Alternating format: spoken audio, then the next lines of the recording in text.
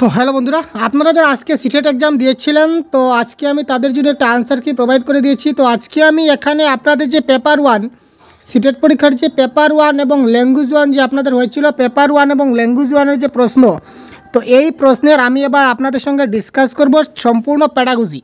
তো বেঙ্গলি প্যাডাগজির যে 15টি প্রশ্ন এসেছিল, সেই 15টি প্রশ্ন আমি এবার আপনাদের সঙ্গে ডিসকাস করব এবং সেই 15টি প্রশ্নের কারেক্ট আনসার কী হবে আমি সেটা আপনাদেরকে বলে দেবো আমার অভিমত অনুসারে। তো এখান থেকে হয়তো এক দুটি প্রশ্ন হয়তো ব্যতিক্রম হতে পারে, তো তার জন্য প্রথমে ক্ষমাপ্রার্থী। তো দেখুন, আমরা প্রথমে প্যাডাগজির আনসারগুলো সলভ করব, আর পরবর্তী ক্লাসে আমি আপনাদের এই প্যাসেজ এবং কবিতা যেগুলো রয়েছে সেগুলো আমি পরবর্তী ক্লাসে আপনাদেরকে দিয়ে দেবো খুব তাড়াতাড়ি, সুতরাং সাথে থাকবেন। তো দেখুন, এখানে প্রথম প্রশ্ন 106 নম্বর প্রশ্ন আপনাদের বলেছিল যে প্রাথমিক স্তরে লাইব্রেরি ব্যবহার সম্বন্ধে নিচের কোনটি ঠিক নয়। লাইব্রেরি কখনো বই সংগ্রহের স্থান হিসাবে দেখা উচিত নয়, বরং লাইব্রেরিতে শিক্ষকরা এবং বয়স্করা পঠন আচরণের আদর্শ হতে পারেন। লাইব্রেরিতে পাঠ্যপুস্তকের সরব পাঠ সর্বশ্রেষ্ঠ কাজ হতে পারে। তো এখানে শিশু সাহিত্যের বিভিন্ন দিকে শিক্ষার্থীকে উন্মোচিত করা যেতে পারে বই নিয়ে ব্যস্ত থাকার জন্য একটি সক্রিয় পরিবেশ হিসাবে। তো এখানে কারেক্ট আনসার হবে অপশান নাম্বার সি। ঠিক আছে ভাই, এখানে অপশান নাম্বার সি হয়ে যাবে কারেক্ট আনসার। শিশু সাহিত্যের বিভিন্ন দিকে শিক্ষার্থীকে উন্মোচন করা যেতে পারে। তারপর দেখুন কোয়েশ্চন নাম্বার 107 কি বলেছে, কোন আবেদন বা কোন পদ্ধতি একটি ভাষা শ্রেণীতে কী করবে, আঞ্চলিক ভাষা ব্যবহারে শিক্ষার্থীদের উৎসাহিত করে না। তো শিক্ষার্থীদের উৎসাহিত করে না, এখানে কারেক্ট আনসার হবে প্রত্যক্ষ পদ্ধতি বা ডাইরেক্ট মেথড। সাক্ষরতা অর্জনে নিচের কোনটি প্রধান ভূমিকায় থাকবে। সাক্ষরতা যখন অর্জন করতে লাগবে, শিশুরা যখন প্রথম সাক্ষরতা অর্জন করে, তখন শিশুর সামনে শব্দ দৃশ্য তালিকাটি থাকতে হবে, দৃশ্য শ্রব্য তালিকাটা তার সম্মুখে থাকতে হবে।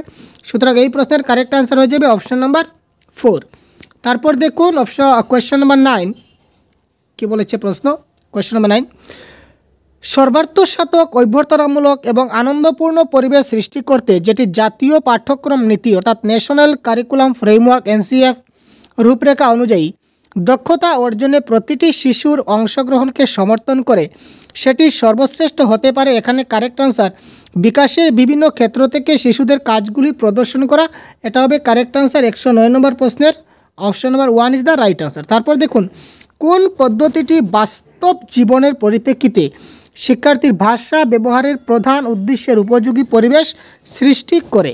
এটা কারেক্ট আনসার হচ্ছে কমিউনিকেটিভ অ্যাপ্রোচ অর্থাৎ কি সংযোগকারী আবেদন। তারপর দেখুন, পঞ্চম শ্রেণীর একটি ছাত্র বলল, আমি আমার কাজটি নির্ভুল হওয়ার জন্য শিক্ষকের কাছে জমা করার আগে চূড়ান্ত বিচার করলাম।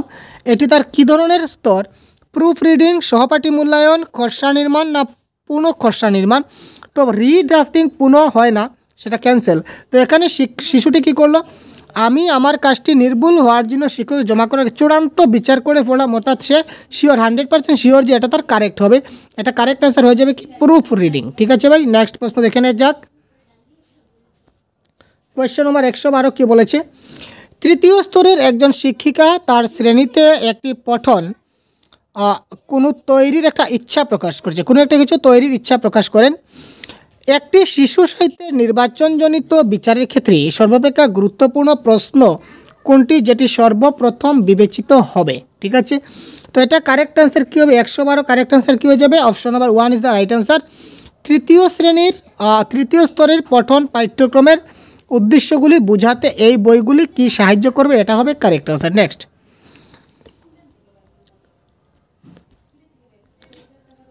একজন শিক্ষক তার দ্বিতীয় শ্রেণীর শিক্ষার্থীদের জন্য বিভিন্ন ধরনের শিক্ষণ উপকরণ বা TLM সংগ্রহের পরিকল্পনা করলেন, নিচের কোনটি এখানে সত্য নয়।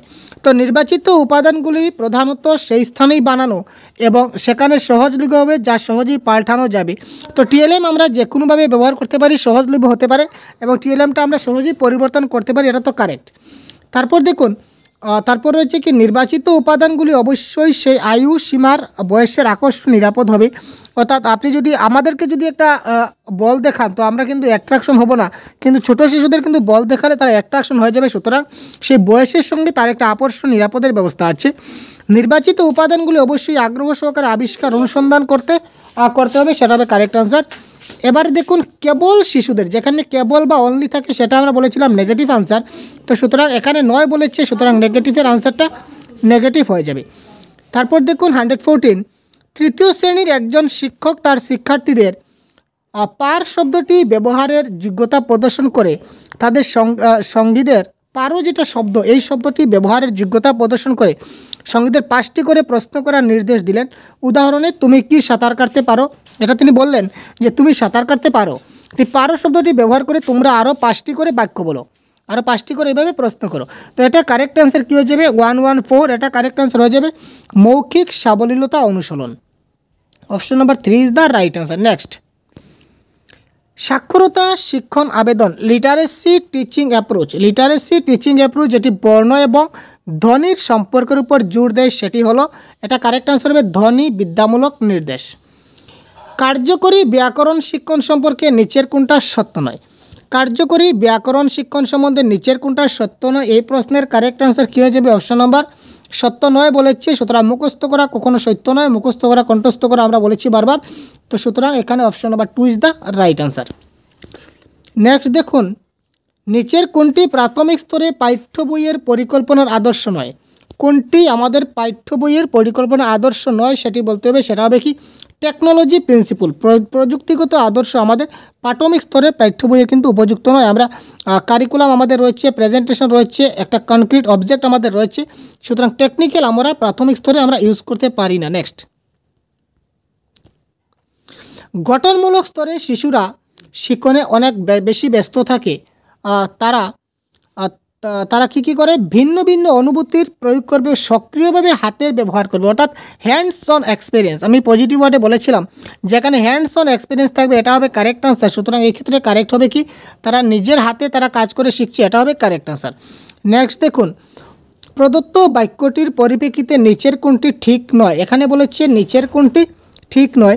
তো উচ্চারণের অভ্যাসের পন্থা, অভিব্যক্তির প্রকাশ, বাক্যের ছন্দের প্রকাশমূলক পন্থা, শব্দ তালিকার বিস্তারের পন্থা, বাক্য মুখস্থ। দেখুন মুখস্থ শব্দটাই কিন্তু নেগেটিভ, এক মুখস্থ দিয়ে আমরা দুটা প্রশ্নের কারেক্ট আনসার করলাম। তো এখানে ঠিক নয়ের কারেক্ট আনসার কী হবে? ঠিক নয়, সুতরাং মুখস্থ করা হবে আমাদের এই ক্ষেত্রে কি কারেক্ট আনসার। নেক্সট, এবং আজকে লাস্ট প্রশ্ন। তো আপনাদের কতটি আনসার কারেক্ট হলো এটা অবশ্যই কমেন্ট বক্সে জানাবেন। এবং কোনো প্রশ্ন যদি আপনাদের কোনো কনফিউশন লেগে থাকে, যেমন আমি বলেছিলাম যে এটা কারেক্ট আনসার 4 হবে, আপনার যদি মনে হয় এটা 3 হতে পারে কারেক্ট আনসার, তো অবশ্যই আপনারা কমেন্ট বক্সে জানান ভাই। তো পরবর্তী সময় আমরা সেটা দেখব। একজন শিক্ষক শিক্ষার্থীদের তাদের কর্মপুস্তিকা বা ওয়ার্কবুক অদল বদল করতে সঙ্গীদের কাজ চেক করতে বলেন। তারা কী করলেন? সঙ্গীদের কাজটা চেক করতে বলেন। এই কাজের উদ্দেশ্য কি? এই কাজের উদ্দেশ্য হচ্ছে কি, তিনি সঙ্গী সাথীদের সঙ্গে করছেন, তার মানে কি? সহপাঠী সংশোধনমূলক কার্য দক্ষতার সাধন। Option number 2 is the right answer. ঠিক আছে, তো পরবর্তী ক্লাসে আমরা বাকি প্রশ্নগুলোর আমরা আনসার কি খুব তাড়াতাড়ি আপনার জন্য নিয়ে আসার চেষ্টা করছি, নিয়ে আসবো। এবং এই প্রশ্নের যেটা আমাদের প্যাসেজ রয়েছে এবং একটা কবিতা রয়েছে, এই প্রশ্নের আনসার আমরা খুব তাড়াতাড়ি আমরা দিয়ে দেবো। সুতরাং যদি নতুন হয়ে থাকেন চ্যানেলকে সাবস্ক্রাইব এখনও করে দিন পরবর্তীতে এই ধরনের নোটিফিকেশন পাওয়ার জন্য, এবং বন্ধুদেরকে শেয়ার করবেন। ধন্যবাদ।